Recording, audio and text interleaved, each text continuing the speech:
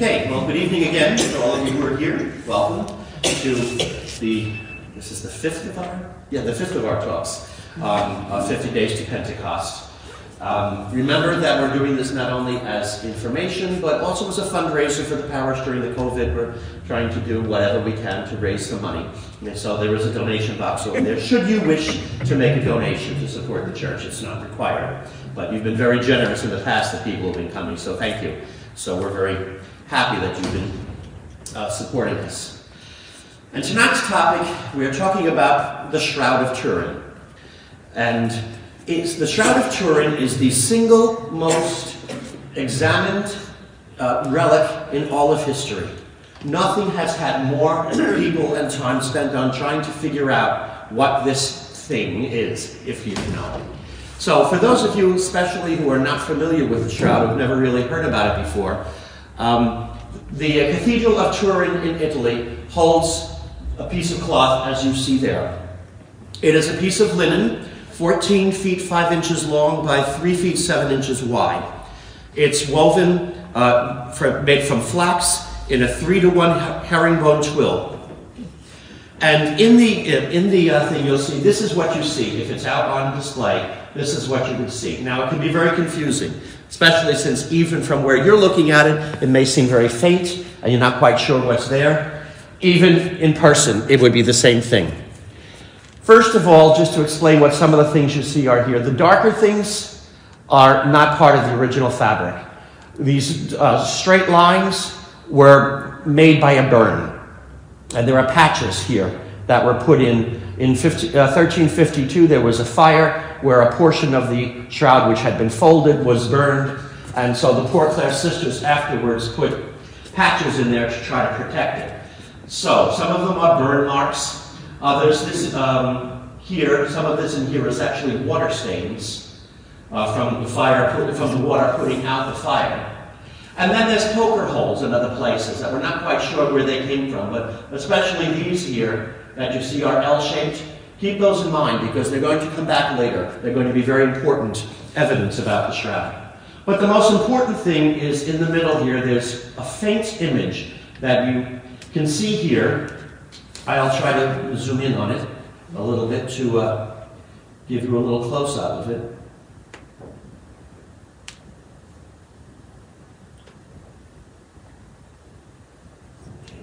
And if you look closely at it, you will see there is the image of a man who has apparently been crucified. Here is the frontal image, the head, and the rear of the head and the back. So, moving out again to see the whole thing. Oops. I don't use laptops much, so I'm not a masterpiece. There you go. So, you can see from here the head, the chest, the arms, and the legs. And then on this side is the back image. That is what is the fascinating thing about this shroud, is that it seems to have the image of a man who has been crucified. The person in the shroud, they have measured out, would have been somewhere between 5'7" and 6'2". So that's kind of normal height for a man today, but tall for somebody in his time. But the thing, of course, there are certain things, they correspond perfectly with what we know from the scriptures about Jesus. Especially the telltale sign is the wounds around the head that apparently look like there's been a lot of little puncture wounds. And of course, while Romans crucified loads of people and they scourged people beforehand, only Jesus' death ever had that evidence of the crown of thorns that was put on him. And so this, in people looking at this shroud, have said somehow there is an image of Jesus, that this shroud must have covered his body when after he was crucified, when he was taken down from the cross.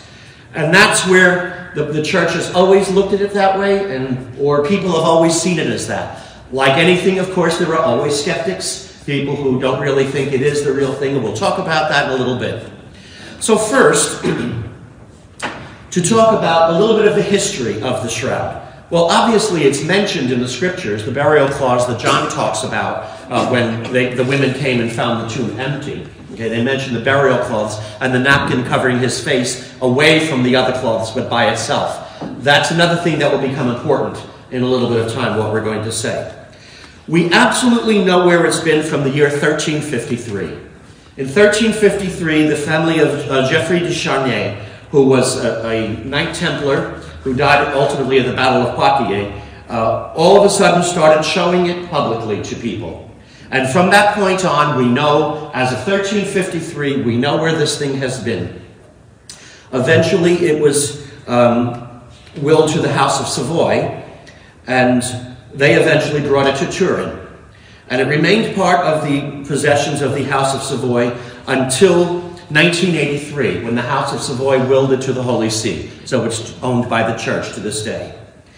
In 1532, there was a fire in the chapel in Chambéry in France, where the shroud was being kept at the time. And that's where all these burn marks and everything you see are from. It was folded up, and the heat of the fire melted some of the silver of the casket that was holding it, and it actually got onto the shroud and made all these marks that you see. The poor Clares then patched them up afterwards with these little patches you see here. Eventually, the cloth has been repaired several times over its history, okay? And then more recently, there was a second fire, this time in 1997, possibly due to arson. Maybe somebody trying deliberately to destroy the shroud because it had been getting so much attention ever since 1978, and we'll talk about that in a minute. They think it may have been arson, but the Italian authorities have never been able to prove it. But in 2002, the Holy See had the shroud restored. The cloth backing and the 30 patches were removed, making it possible to photograph and view and scan the reverse side of the cloth, which had never been done before. And a faint part image of the body was found even on the back of the shroud in 2004. The shroud was placed back on public display for the 18th time in its history in Turin from April 10th to 23rd in 2010. And the most recent viewing of it was just last month. On Holy Saturday this past year, for a few hours, it was on display again in the shroud, in the cathedral in Turin. It's kept, it's not on public view all the time. It's kept very well protected in light, temperature, humidity control things, all sorts of stuff to preserve the shroud.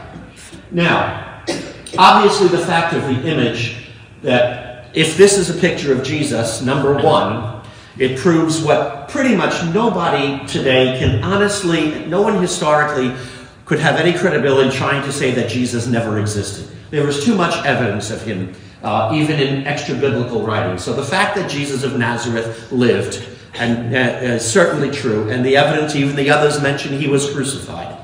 So, but lots of people have said this cloth, if this is Jesus crucified, why do we have it, and how did that image get there?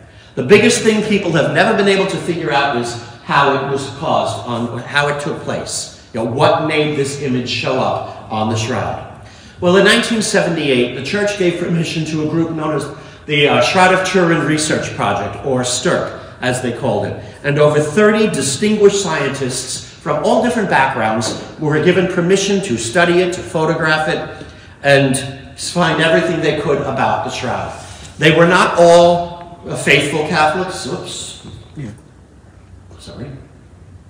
They were not all faithful Catholics. In fact, there were some that were deliberately, they asked for people who were non-believers. One man, even Barry Schwartz, was Jewish, and he was called, and he wondered why the heck would they want a Jewish man to look at this. But they did it deliberately so that they would have people of different faith backgrounds, so this didn't look like a biased thing just done by faithful Catholics. And Barry Schwartz, to this day, says that when he first came to see the shroud, he anticipated taking 1 minute and in 30 seconds looking at it and saying, it's a fake. He says, unfortunately, that didn't happen. And now, all these years later, he is still one of the largest proponents of the fact that this is not a forgery. This is the real thing, that no one could have forged the shroud.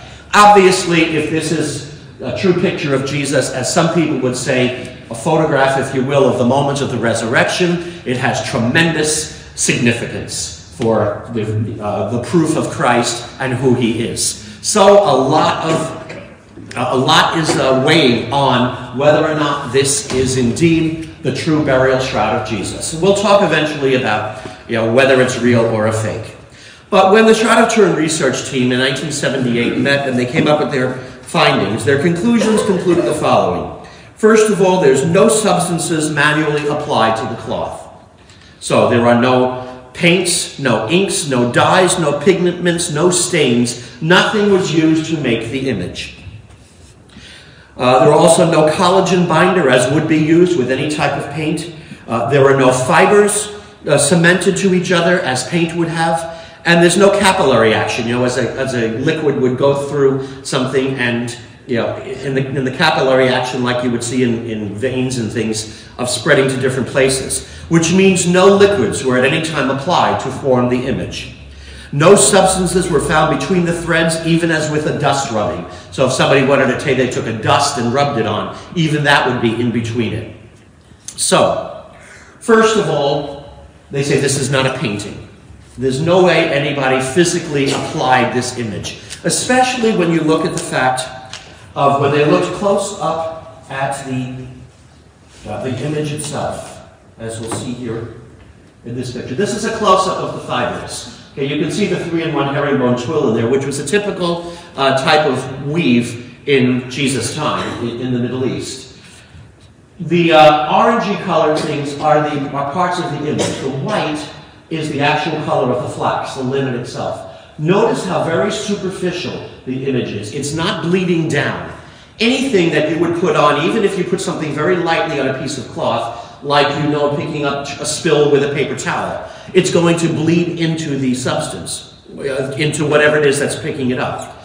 That's not happening here. The image is absolutely superficial. It rests on the 2 top microfibers of the linen.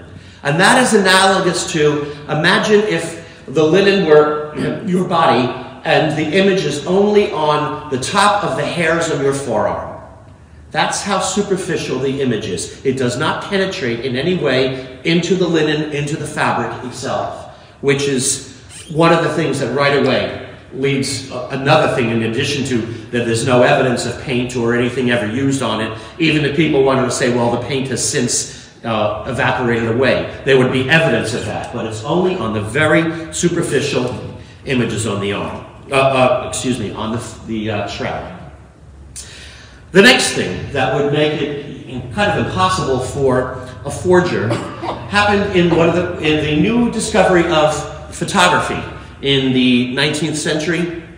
In 1898, an Italian photographer named Secondo Pia was allowed for the first time to photograph the shroud. And so he did. He brought his camera in and everything, made all of the images, and he developed the negatives in his room, in his dark room, and then looked at them. And he found out something fascinating about the shroud. Now, those of you who are younger, who have grown up only used to digital cameras, maybe won't be familiar with old-fashioned film. If you are, in case you're not, a film camera, you would get this. This is what you would get back. You would put the film in first, then you take the picture, and the images you see in there are what is in the negative. Now, I'm going to zoom in on this so you can see how hard it is to actually even see what's there.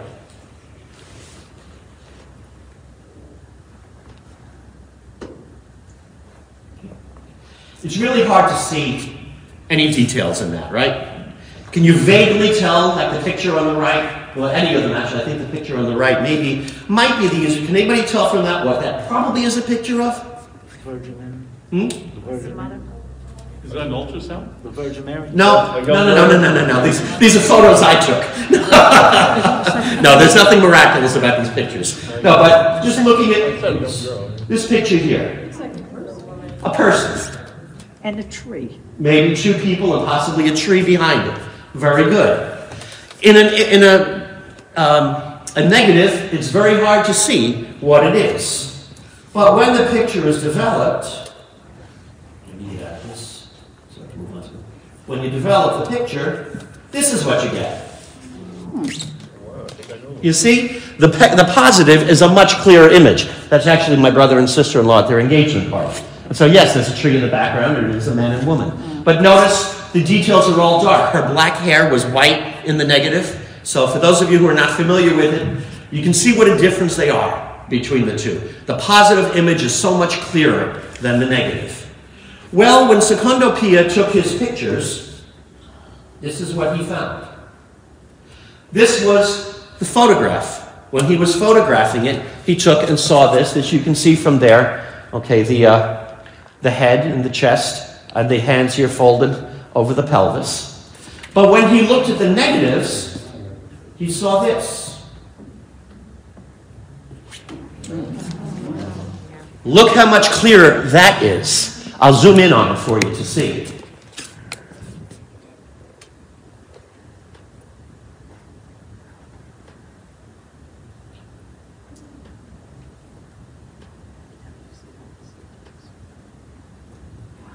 Look at that. So the first thing he discovered is that the shroud itself is actually a photographic negative. That's an amazing thing, that whatever created that image on the shroud created a negative. And when you took a picture of the negative, there you got the positive. Fascinating. And the details that can be seen in there are just so extraordinary. In fact, they say he nearly dropped the plate when he first looked at this negative, because he realized he was the first person in 2,000 years, or almost 1,900 years, to look into the face of Jesus. That is the picture of, that is the face of Jesus in the shroud. So first of all, it's a photographic negative. And we didn't know about photography. It wasn't invented until the 19th century, the 1800s. So how would somebody in the 14th century, the 1300s, if this was faked, why would they make an image that's a photographic negative? They'd have to know about photography beforehand. So that becomes problematic in itself. Let's look at this. Okay. So the photographic negative. Was another one, another photographer in 1931 came up with the same thing. And in 1978, during the Stirk Project, ultraviolet pictures were taken of it. And they found some even more amazing things. As if this isn't enough to be amazing, that the image is actually a negative, two young men who were part of the team, who were from the Air Force Academy in Colorado Springs, worked there, took a picture, and they put it through a I forgot the name of it. A photon microscopy machine. And they show you when they took a picture of themselves, and when you put it in, to try and get a 3D image out of a photo, if someone takes a picture, well, it's very distorted. But they discovered when they put this into the machine and dealt with it. Okay, beforehand, this is the negative and the photo and the positive effect. So here's the shroud as it exists, and look at the difference between the two. It's a close-up of the face in the shroud. When they put it under the... Look at that's another close-up. I got crazy with close-ups, I guess. This here, if you can watch this image moving here. It's a GIF image. Notice as it goes down from flat, you see how the 3D image is coming out, that the face is perfectly clear. Let me see if I can zoom that in so you can get a better look at it. Come on, be nice to me. No. You won't let me do it? Because it's a GIF image. I won't let me do it with a GIF. But if you notice as it's rising and falling, you can see the full outline of the face. In other words, the image in the shroud is a three-dimensional image. Whatever made this image, put it on the shroud in three-dimensional form. That is fascinating. Again, somebody in the 14th century, how would they know about 3D effect? Okay. Another important point. While a lot of the things that you see in the shroud are the image, there are positive stains that show up negative in the other one, that are spots where there would be blood. So, for example, let's go back to the shroud here. Okay. These images here, okay, from the hands, there's more on the feet, the wounds, okay, around that head, and the scourge marks and everything. Well, they tested what was in there. Is that really blood, or was it just a reddish-brown paint that somebody put on it? They ran tests on it and found out it's true human blood. And it tested positive for heme, bile, serum, albumin, and other human blood components.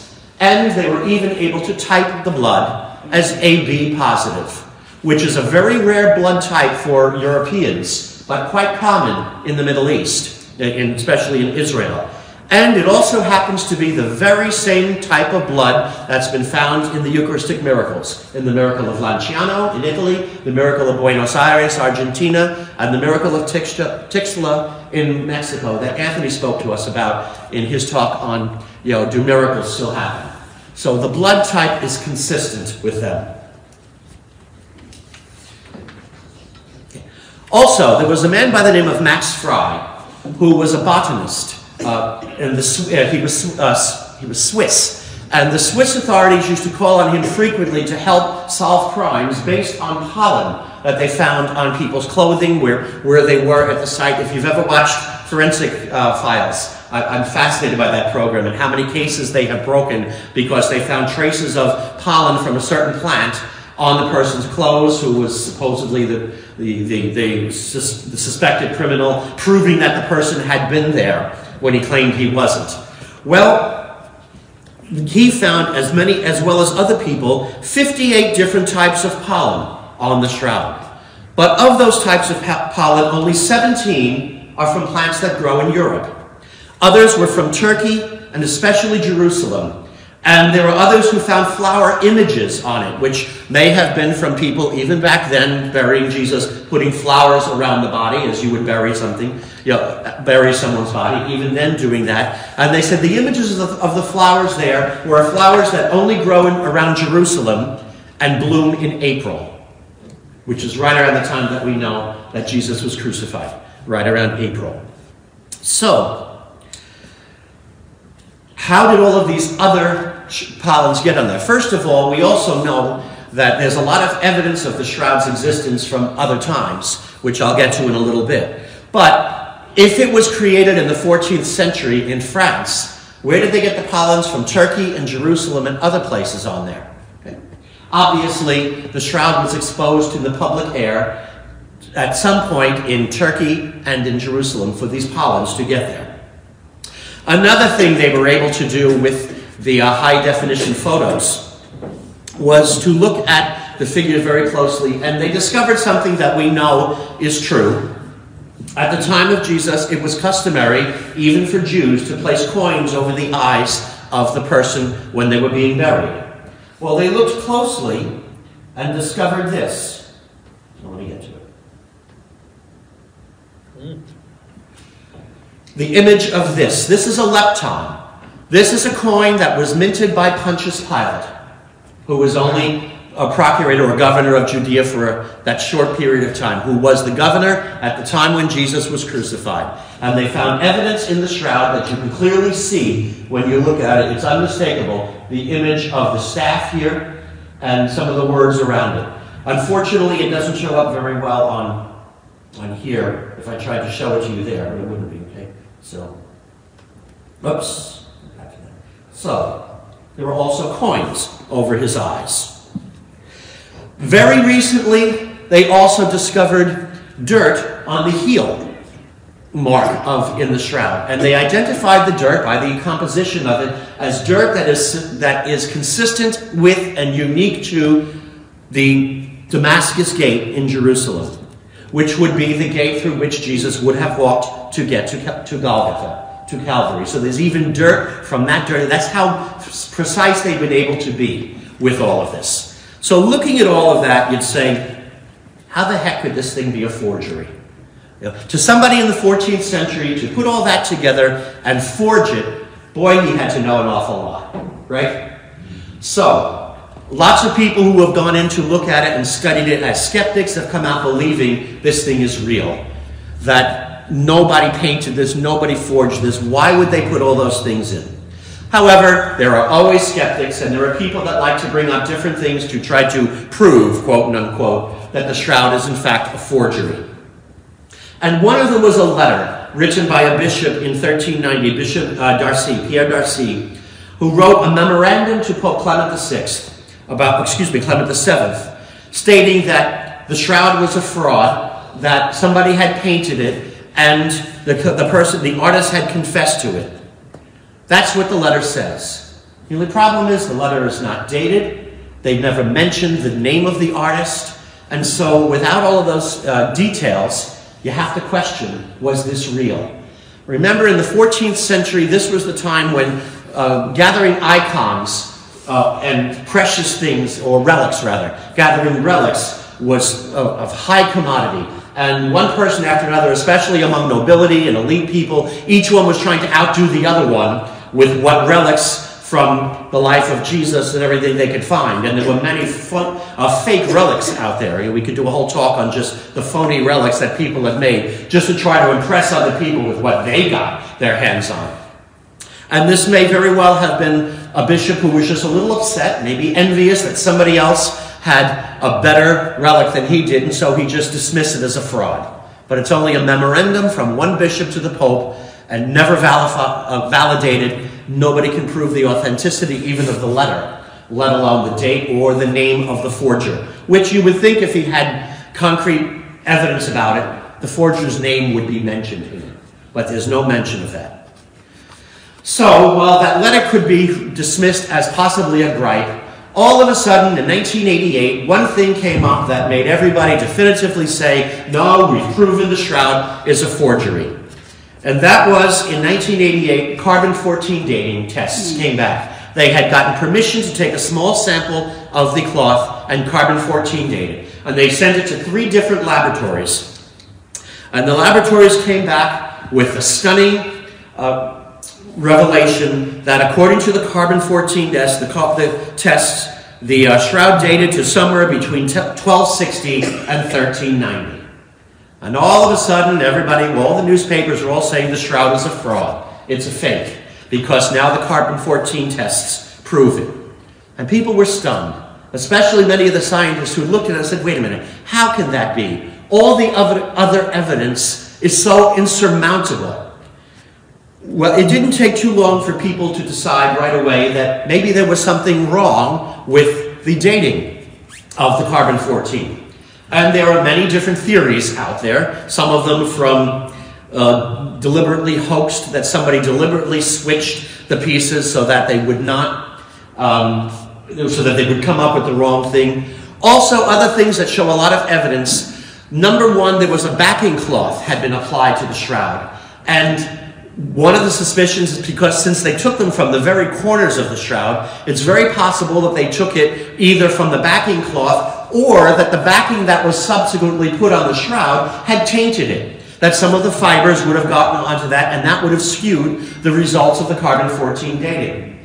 Secondly, people have said the results of the fire in Chambéry would affect carbon-14 dating. And probably the most telling of all is that even now many people are turning away from carbon-14 dating, saying it's not as reliable as people thought. In fact, carbon-14 dating really is only reliable with an undisturbed sample. So something that has been locked and sealed without anybody else touching it for a long time. The shroud has been handled by so many people, shown in public at so many different times over its history, that it's a contaminated sample. And there's no way that the carbon-14 dating would be trustworthy. So now we're back to square one. There's still the questions out there. Is this thing real or is it a fake? If it's a fake, then we have to say it was a medieval forgery. Somebody in the 14th century created this thing. Now, of course, one of the things we have to remember is this was the 14th century, the 1300s. Crucifixion scenes, when artists painted them, would often paint things that looked somewhat like, whoops, I went too far, this. That might look familiar to you, because that's our crucifix here in the church is a statue version of that painting by Cimabue from the 1300s. It's in the Church of Santa Croce in Florence. And right away you notice, as in almost all crucifixion scenes, the nails are through the palms of the person. That's the way it's always been understood. And all art has put the nails through the palms. Look at the Shroud of Turin.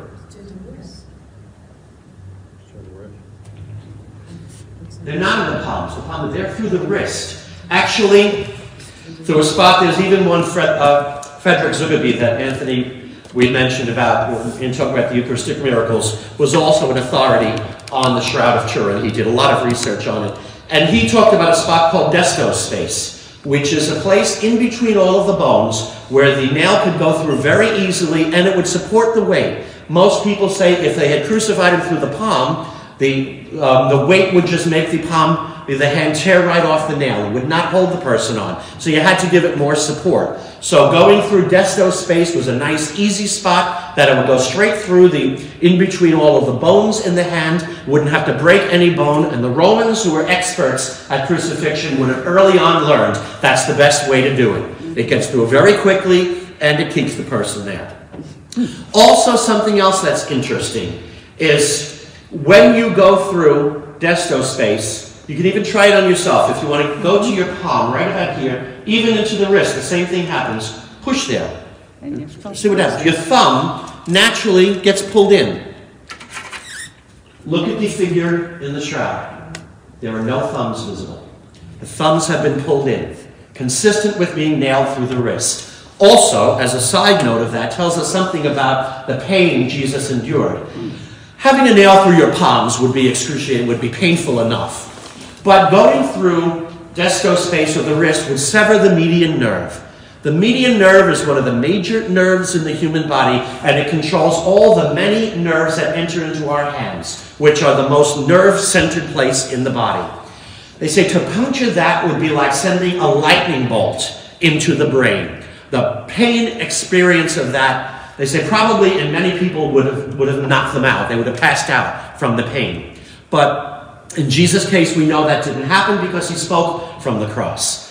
So that pain would be bad enough. If they had severed the median nerve, putting it through and it just snapped it, it would be one pain, but then, the nerve would have been dead at that point because there'd be no more synapses, nothing to send messages back to the brain. But Frederick Zuckerby had said no, when they did it, it would not have severed the nerve, only pierced the middle of it. So the nail would continue on the median nerve, and like a violin bow on the string, every time Jesus moved on the cross in any way, it was sending that pain brand new through his body for at least 3 hours, possibly 6. According, if you read St. Mark's account of the gospel carefully, Jesus was actually on the cross for 6 hours. Actually, that's a short time because many Roman crucifixions, the body stayed there for days until the person finally died, and they just left it there until birds and animals ate it. With the Jews, they gave them a respect for their laws that people could be taken off the cross earlier, as we saw with Jesus. But notice also when we read that Pilate was amazed that Jesus had died so quickly in only 3 or 6 hours. Yes, he did, the agony in the garden the night before, the sweating of blood, all the other things that we could talk about greatly weakened him, and the scourging that he received, plus the crowning of thorns, would have taken a lot of energy out of him, so it would have made him pass away earlier. So, in the shroud, the nails are in the wrists, which is inconsistent with contemporary art of the 14th century. Also, the crown of thorns. Usually, the crown of thorns is seen like this, a crown. Just like a European crown, medieval crowns, we see, the crowned heads of Europe all would wear a crown like that. But that's not what we see in the shroud. In the shroud, if you can see here carefully, it's hard to see from this, but here's the top of the head in the rear image and in the top image. There are marks all through the top of the head, not just around the temples, but even in the top. In other words, the crown of thorns was more like a cap, which is more the type of crown people wore back then. And when you think about it, it would be easier for soldiers to make a cap out of thorns rather than a crown the way we think about it. And they would have called it a crown because that's the type of crowns, almost like a turban, that they wore back then. And reconstructions have been made of what the crown of thorns probably looked like. Here's one in Jerusalem that I was able to see. There was a church in Jerusalem that has a beautiful life-size example or replica of the shroud, and many different things. I'll show you a few of them here. So these are my own pictures from the exhibit there. But that's actually what the crown of thorns would have been, which is a little bit problematic for the Sainte-Chapelle in Paris, because Louis the IX, St. Louis, reportedly brought back the actual crown of thorns during the Crusades, but that crown is a ringlet, not the cap like this. So if this is accurate, then what St. Louis found is probably a forgery that somebody made that. Okay, so interesting to look at the evidence of relics. So imagine that, and you can see the thorns down here. They're like 2 to 3 times the size of rose thorns. If you prick yourself with a rose thorn, that hurts enough. Imagine something like that, and not just being pricked, but the soldiers pressing it in on his head. No wonder there was so much bleeding from the scalp, and we know how the scalp bleeds profusely. You get a small cut, and the scalp bleeds a lot. So another thing that's inconsistent would be showing the shroud as a full cap. Also, it's hard to see, I really couldn't find a picture that showed it accurately, but on the rear image of the person in the shroud, you can see abrasions on both shoulders, which means that when Jesus carried the cross, he didn't carry the full cross as we imagine like we see in our stations, but only the cross beam, in Latin known as the patibulum, which they call the cross. So even Jesus saying, take up your cross and following me, the same thing, the cross beam, the stipes, which is the main piece, would be in the ground beforehand. So, because they say it would have been impossible for somebody to carry the weight of the full cross. It just would have needed several people to do it. No one person could possibly carry it on his own. And they said it's consistent with what we know of Roman crucifixions, where the person would be tied to the cross and carry it through the streets with soldiers holding onto the rope so that the person doesn't try to run away. So there. You know, if a medieval forger were doing this, he would put them probably just over the right shoulder, assuming Jesus carried the cross with the bend of the cross on his shoulder. But it's over both. So, also, the scourge marks. A medieval forger would probably think of the scourges and whips that were used in European times, which were just basically a whip like we would think of today. But that's not what the Romans used. The Romans used something very different. Okay, actually, I'll come back to that. This is a reproduction of the 2 common types of flagella that were used by the Romans. The whip would have, as you see here, would have several strands of it, 2 or 3, and at the end, they each actually have 3 here. And on the end of this one is a piece of bone, rough bone. On these 2 dumbbell-shaped pieces of metal with a point in them. So that it's bad enough that a person is being whipped with a piece of leather, but on the end of it is a bone or a piece of metal ball with a point on it so that it would go in and rip flesh out. And there are 120 marks listed on the shroud, which coincides perfectly with the Jewish belief of 39 lashes, with the number ones done. They also, going back to the picture beforehand, excuse me, picture beforehand, sorry, the other picture beforehand. This one. If you see here, let me see if I can make it larger for you.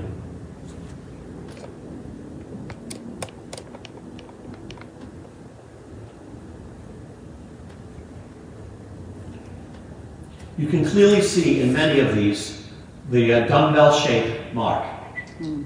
They fit up perfectly. And this one man, one of the forensic pathologists in Los Angeles, took a model that they had of Roman flagella and applied it to a life-size picture of the shroud, and it fits in perfectly. So obviously they were using a traditional Roman flagrum, which was not quite as bad as you saw in the Passion of the Christ. And it's, the only criticism I would have of the Passion of the Christ is I think that scourging scene was a bit too much. I don't think anybody could have possibly survived the scourge that they had with these hooks reaching in and pulling out massive bits of flesh. But little points going in, that would be painful enough as it is. So now we have scourge marks that are consistent with Roman practice as opposed to what medieval art would do. So, was it a forgery? Well, many people have tried to make copies of the shroud. Here's some examples of them. Lots of people have tried to do things to show how you could also make the image of the shroud. The one in the center is the actual shroud face. All of these others, as you can see, some of them are better than others, but these are clearly paintings, no doubt about that. And some of them are things where they took either scorches or they put pigments on it and then let it sit there for a while and then put heat on it to make it stain the cloth. And they may look similar, but they're not identical. They don't have the three-dimensional image. They're not the photographic negative. They don't have, they're not just on the 2 top microns of the fabric. They go into the fabric a lot further. So while it's interesting that people can create things that look like the shroud, nobody has been able to reproduce it exactly. And until you can reproduce it exactly, nobody can say it was definitely a forge. Nice try. A for effort, but F for success. So, getting into all of that, summarizing what we've got, somebody in the 14th century would have had to know about photography and use it then when nobody else did. And in which case you'd say, why didn't that person tell us about photography back in the 14th century if they discovered it? Putting in something that we'd only know about in the future. Also the three-dimensional image, somehow he'd have to have an ability to put a three-dimensional image in there. And also defying all the traditional artwork, that he was going to know that eventually we would discover that Romans crucified people in very different manners from how medieval art showed it. Well, if this is a medieval forgery, I think we have a greater question on our hands as to say, who was this forger? Who was the European in the 14th century that would be able to create the Shroud of Turin like that, with all of those things in it that even now we still can't explain? That we still don't know, for example, how the image was made, which will be the last thing we'll speak about. Of course, people looking back at history, you'd have to say, well, obviously, if this person were able to do that, he'd have to have done other things as well. It's inconceivable that somebody would forge the shroud and nothing else. And there were many people afterwards who subsequently forged images of the shroud, and they were clearly paintings. Everybody could see they were just painted on the cloth. So it often also even just begs the question that if there were all these people making forgeries, usually you make a forgery when there's something real to begin with. So, looking back at history of the Middle Ages, can anybody think of anybody who might have had the knowledge of science and art and all those things to be able to make a forgery of the shroud? Leonardo da Vinci, yes. And lots of people have said, oh, obviously the only person who even remotely had the knowledge to do something like that was Leonardo da Vinci. There's only one problem. The shroud has been known to be in existence since 1353. Leonardo da Vinci wasn't born until 1428, I think. Something like that. We've known about its existence for a full 100 years before Leonardo was born. Impossible that Leonardo da Vinci, as good as he was, he couldn't make things 100 years before he was born. Okay, that's asking too much. I personally think it's easier to accept this as a miracle from God than to say that somebody in the Middle Ages forged it. So, and especially with all the attempts people have been trying to make. Okay, so with that we say, well, what evidence do we have for its proof? Well, all the evidence that I just presented, all the things that are in the shroud, but there are other things as well. For example, a document known as the Codex, which came from Hungary from the late 12th to early 13th century, so it's the 11 to 1200s, okay, the time of St. Francis, a full over 100 years before the shroud was first shown in Lille in France. And, whoops, jumped too far. Go back. There. This is one of the depictions in the Codex, and it's a depiction of the burial of Jesus. Notice the interesting things we see in here. First of all, the body is laid out flat with the hands crossed across the pelvis, the same way we see it in the shroud. Also, down here in the shroud, there's an image of him being covered with the shroud, and you see certain things in here. I have a close-up of that. No, the other way. Nitwit. Told you I don't work well with laptops. Here. In the Codex, you can see clearly this L-shaped thing here and here that correspond. My battery's not running low. I thought I had it plugged in. All right, it is theoretically plugged in. I don't know why it's working on battery power. I think it's plugged in. Aren't you plugged in, my friend? That's plugged in. Well, okay. I've got the power plug here. It's here. Oh. These things are so complicated.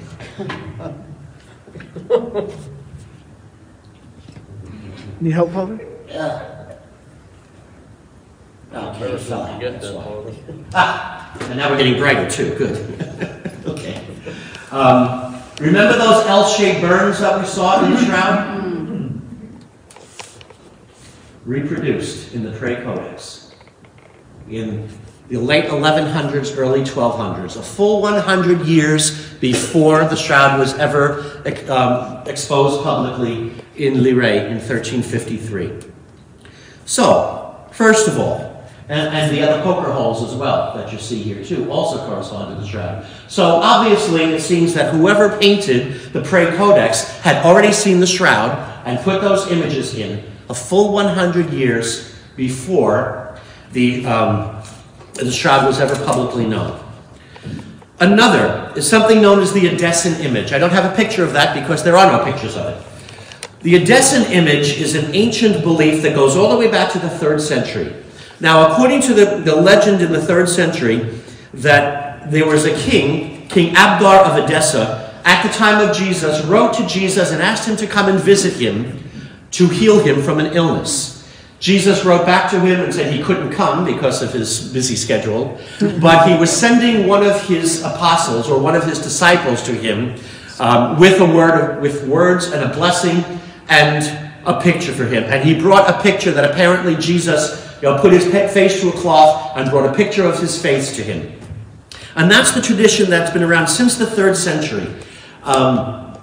It's mentioned in 593, and then again in the 10th century, 544 first, then 593, then in the 10th century. And it's been reported there's evidence of it being in existence all throughout the Eastern Empire, finally into Constantinople in 1204. And in 1204, its history abruptly stops. From that point on, nobody knows what the Indescent Image, sometimes called the Mandelion, was. Nobody knows what happened to it after that. Ironically, shortly thereafter that is when the shroud shows up in France. And of course, if you remember the sack of Constantinople in 1204, when the Christian Crusaders took all the relics they could get back to Western Europe, obviously this Mandelion, this Indescent Image, was there. And it's possible that the Indescent Image was the shroud folded up so that you only saw the face. Because back in those days, it was a burial cloth, and a burial cloth, especially to pagans, would be considered something unclean that you would not touch. So if they only folded it up just to show the face, they wouldn't realize it was a burial cloth, and they could venerate it.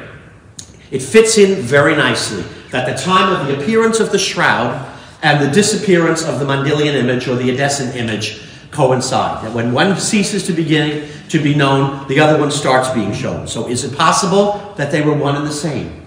That the Indescent Image was actually the Shroud of Turin folded up?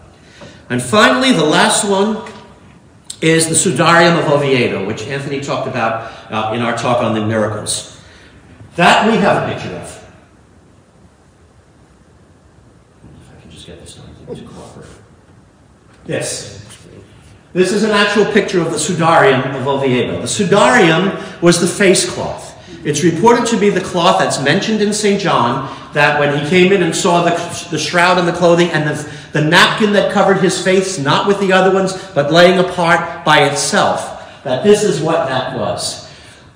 According to Jewish custom, what they did when somebody died, like when Jesus died on the cross, they would immediately cover the face. And especially to absorb the blood, because the person's blood was part of his being. And so they had to do everything they could to absorb all of the blood. So that when he died, they would have put this cloth over his face, then taken him down off the cross, prepared him for burial, and then removed the napkin and put the shroud over him when they did all the other things. Now, the thing about the Sudarium is that we know of its existence since the year 570.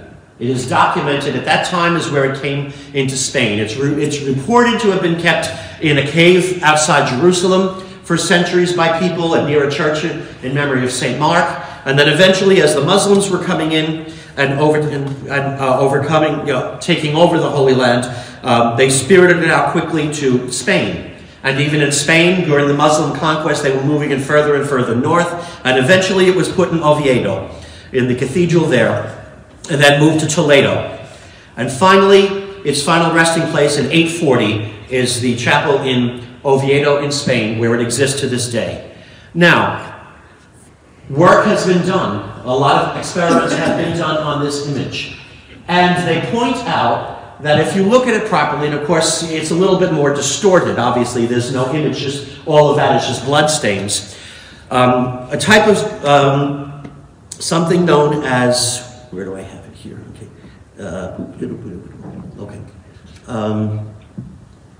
Okay. Technique known as polar image overlay has recently been used on the Sudarium of Oviedo and the Shroud of Turin, and they found 70 points of coincidence between the two cloths. And the conclusion they came to is that both of these cloths at one point covered the same face. And the Sudarium of Oviedo, they tested the blood in it, AB positive. The same blood found in all of the others. Now, if this cloth and the Shroud of Turin both covered the same body, then the Shroud of Turin has to have been around since at least 540 AD, when we have record of the Sudarium. So, further evidence of that. Let me see, do I have a picture of that after that? Yes. This is some of the things they're showing, some of the consistencies between the Shroud and the Sudarium. You can see how they do seem to line up very much so. And it's a fascinating thing to look at online. I encourage you to go home and Google it, and you'll be amazed at what you see in there. So, the conclusion is that either both of those are frauds, or both of them covered the same body at one point. And at least from 570 AD, we know where the Sudarium has been, so therefore the Shroud must at least be as old as that, and hardly 1260 to 1390 as the carbon-14 dating said. So, the final question that we come up with was, how was the image made on the Shroud? And the answer is, nobody knows. It's a great mystery. Nobody can figure it out. There is, again, no paints, no brush marks, no directionality to it. Oh, in fact, one of the things I don't think I mentioned with the scourging is that they even were able to figure out that the scourging was carried out by two different men, one who was slightly shorter than the other, because all the marks all go in two consistent patterns. So even a forger would have had to put that in. With all of the evidence in there between photography, the negative images of photographic negative, three-dimensional imagery, the pollen, all the other things in there, is it conceivable that a 14th century forger made this? I'm not putting my money on that. I think if this thing is a fraud, if somebody forged this, we have a greater mystery in our hands as who was wise enough to be able to do this back in the 14th century. I think it's easier to believe that this was done by some miraculous cause. So, nobody can actually say specifically how it happened. Right?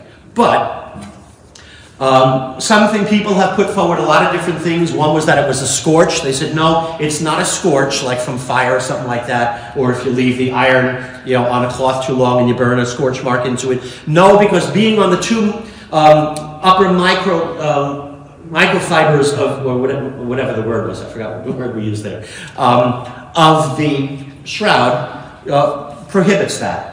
One theory right now that is holding a lot of credibility, that people are saying, this may be, and it ultimately is what we even called this talk tonight, that image could have been made by a sudden burst of light energy. But the light energy necessary to make that would be, I want to get you the exact number so I don't give you something off, okay? It would have taken 6 to 8 billion watts of light, so that would be like 600 to 800 million 100 watt 100-watt light bulbs going off at the same time for a duration of 1/40 billionth of a second. Because they say anything more than that and the shroud would have disintegrated. So, for that to be created that way, that would explain it. 6 to 8 billion watts of light bursting for 1/40 billionth of a second. And many people have said or suggested Jesus rising from the dead, that sudden burst of light coming from his body, could make that image on the cloth. So therefore, is the Shroud of Turin an actual picture, a photograph of Jesus at the moment of the resurrection? It may very well be. And I think something that's interesting to notice is if you read Matthew's account of the gospel very carefully, Matthew talks about he's the one who tells us about the Roman soldiers who were the guards and the report they gave to the chief priests when they went back to them after they realized the tomb was empty, that they said an angel came down and rolled the stone back, and his appearance was like a bolt of lightning. Now, is it possible that that maybe at the same time that as the angel came down was that moment, and that Matthew's account, the Roman pagan guards actually reported what we're seeing here in the shroud, that sudden bolt of light, I think 6 to 8 billion watts of power for 1/40 billionth of a second, I think somebody back in those days would describe as a bolt of lightning. Is there evidence of that even in the scriptures? So from that, people have tried to figure out if this indeed is the actual burial cloth of Jesus and that is an image of him. Can we figure out what Jesus looked like from the evidence in the shroud? And many people have done several things to do that. First, be nice. Okay. No, that's not the one I want to do. That's not what I want to do. I misnumbered my things. That was what I was supposed to end with. Okay. The same place in Jerusalem where I went, the church there's a man who made this statue based on the figure in the shroud. And he said from using everything there, this is what Jesus looked like as he was put on the slab for burial. Could you enlarge it? Yes. Make it a little larger for you. Oh, stop that. Be nice. We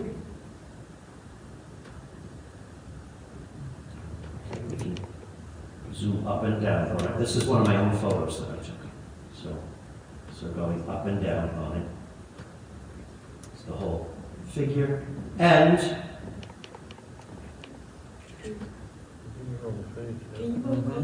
hold on. It's a close-up of the face.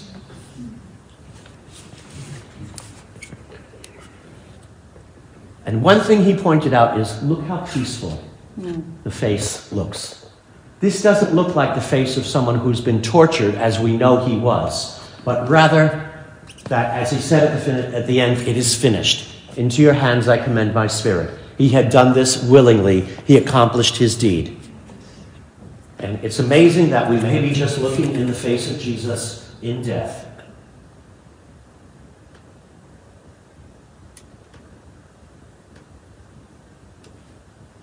Oops.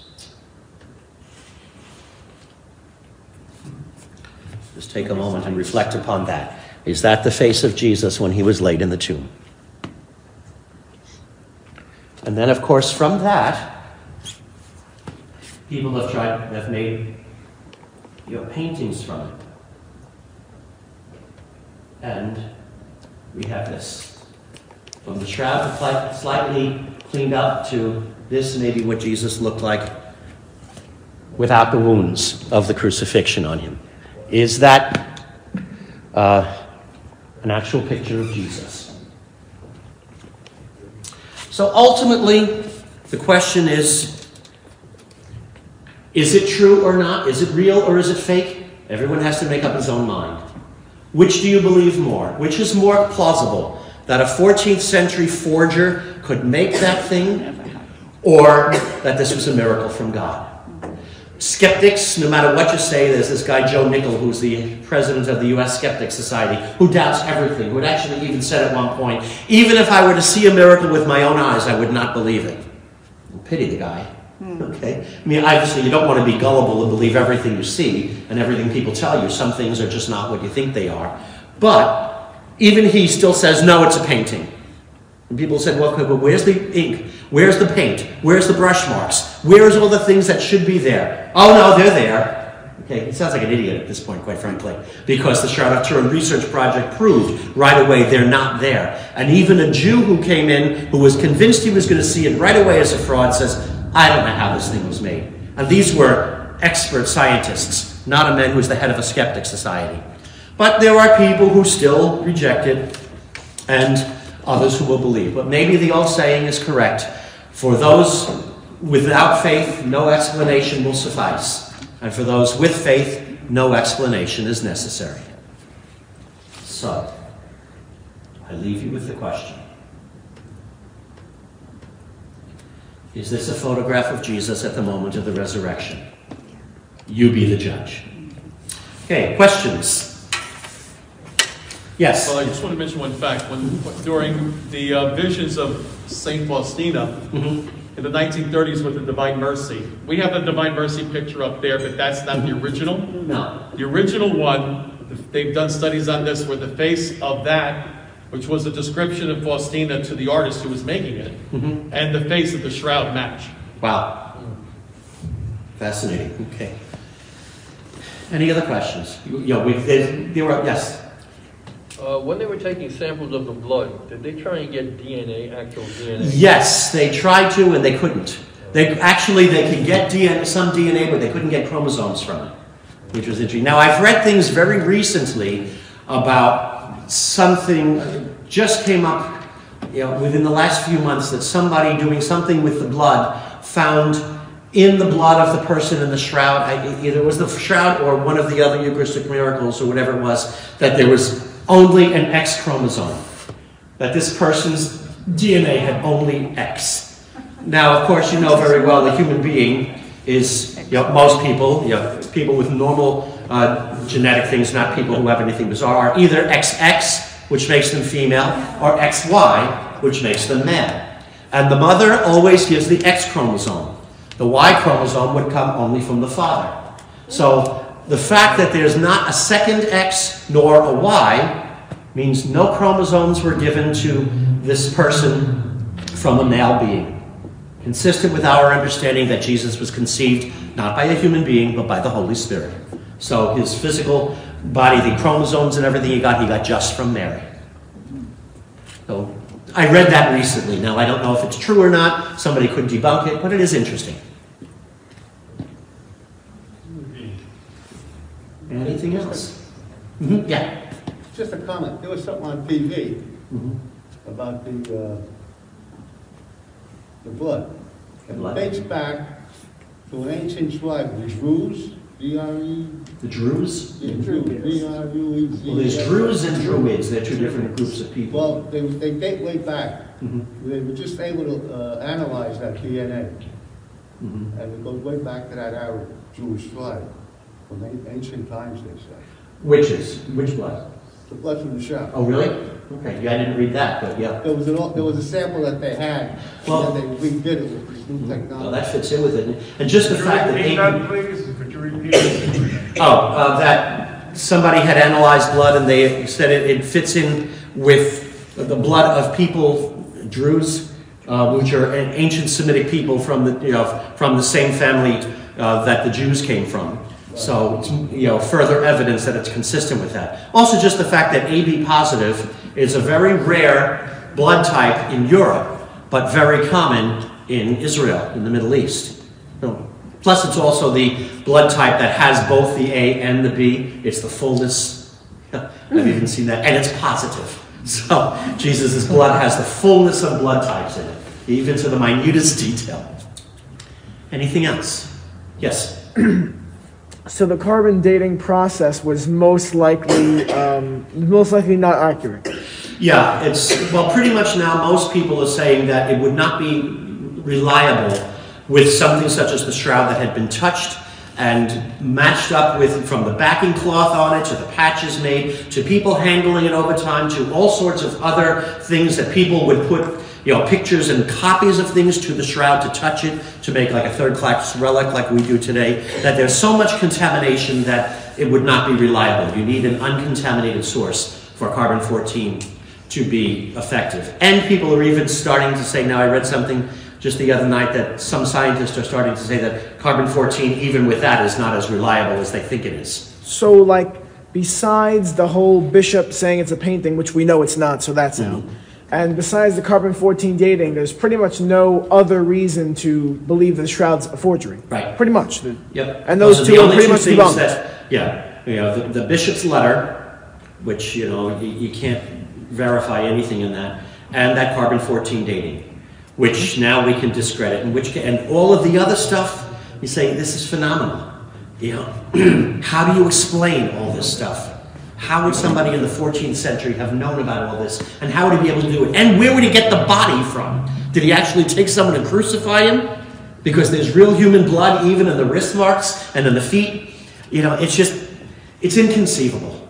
To me, I just don't see how anybody could honestly think that it's a forgery. I think at this point, people who think it's a forgery want it to be a forgery because they're afraid of the ramifications of if this thing is real. Yes? Veronica's cloth, the one that they say she wiped the face of Jesus while he was carrying the cross through Jerusalem. Oh, yeah, the veil of Veronica. Yeah. Is there any kind of matchup with that, with blood or anything like that? Well, the problem with that is we don't know exactly where it is, the cloth of Veronica, because the Vatican claims it's one of the treasures that's in St. Peter's Basilica, but nobody has ever opened to look at it. There's several different places. There's also the cloth in Manipello in Italy that people think was, Veronica's veil. It could also have been, Veronica's veil could also have been this thing folded up. People see the face of Jesus with blood and the crown and everything on it, and not realizing, just like we were talking about the Indescent Image, not realizing it was a full burial cloth, only seeing that and saying, oh, it's linen, which would be used for a woman's veil. Some woman must have used her face to wipe it. And the name Veronica means vera icon, true image. So her name comes from that. So that's been another suggestion. Were Veronica's veil and the shroud one and the same? We don't know. But of course, we also can't specifically say where Veronica's veil is. There's several different places that claim they have it. Yes? How the image was made onto the cloth, you mentioned there was photon microscopy. Lower your mask so I can hear you. Because I can't hear you. You mentioned there was photon microscopy for how the image was made on the cloth. Did they test for any oils or the perfumes that they do for the burial? Could that be part of the image? There was some of the people who were trying to explain it as a forgery or even just as an accident, not necessarily it was forged, but it wasn't from the resurrection of Jesus, thought that it might be the myrrh and the aloes that were used. I don't know if there would still be any, 2,000 years later, if there still would be any evidence of those on the shroud. Would they have been disintegrated by then? I've never really read anything on whether they found any evidence of that. There's loads of other things. In fact, now with high-definition imaging and other things they're doing, they're finding more and more stuff about it. So, but yeah, that's a good question. I would have to check and see if they've ever found any reference, because the scriptures do talk about the myrrh and the aloe that were used in the burial. Yes. I'm sorry, Father. Was it 6 to 8 million or 6 to 8 billion? Billion. Billion watts. 6 to 8 billion watts for 1/40 billionth of a second. Amazing. Yes. Will there be any more testing done on these shrouds? There's nothing at the moment. That doesn't mean the church won't permit it in the future, but there's no plans at the moment for any further testing.